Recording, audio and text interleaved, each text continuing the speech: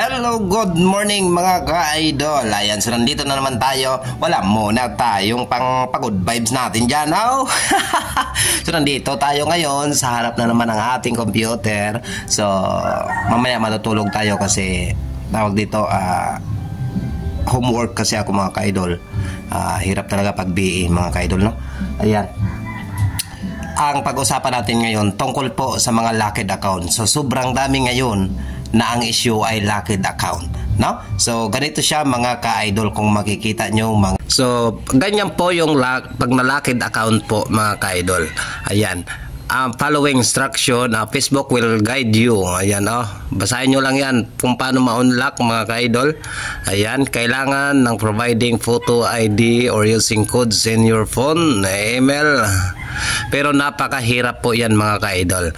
Kailangan mo dyan ay gagamit ka ng mga portal website at kailangan may connection ka sa Meta Facebook mga ka-idol para magawa mo yung successful ng pag-unlocked ng inyong account. Pero kung ang pag-locked account ng Facebook nyo ay na-retrieve mo agad, yung pagka-locked niya mismo, pag-notify niya ay nagawa mo agad, mas mabilis po yun. Pero kung na-escape mo po iyon, yun na po ang problema ng inyong account. Mahirap na po iyon ibalik sa normal. Kailangan mo na ng mga IT mga ka-idol, no? Kailangan mo na ng tulad namin, ano? Tulad po nito sa account ni Ma'am Maripi Lawag. So na ano po ang account ni Ma'am Maripi Lawag, na locked po at nakonsulta niya sa akin ay after 2 days mga ka-idol. Ano?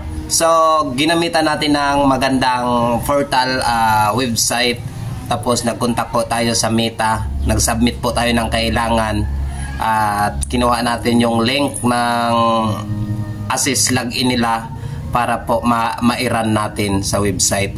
At ayun po, after 2 days, 2 days po, successfully na po at na-recover na. Ito po, tingnan nyo lang po dito sa gilid, ano mga ka-idol? Ayan po. Okay? Tapos, ingatan nyo din ang pag-share ng mga content. Tulad ng mga content ng mga kapwa mo content creator, no? So ingatan nyo po ang pag-share kasi pag nagka-violation sila ay damay din kayo. At ingat din po sa pag-share ng sarili mong content sa mga group kasi yun din ang dahilan na malalakid ang inyong account mga ka-idol. At siyempre mga ka-idol, be humble po tayo, ano? Ingatan po natin yung account at dapat lagyan nyo na ng 2-factor ang inyong account para hindi po kagad nalalakid ang inyong account.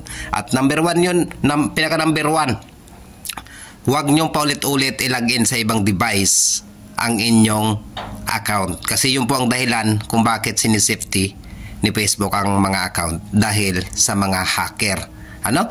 So God bless po mga ka-idol, maraming salamat. Good morning.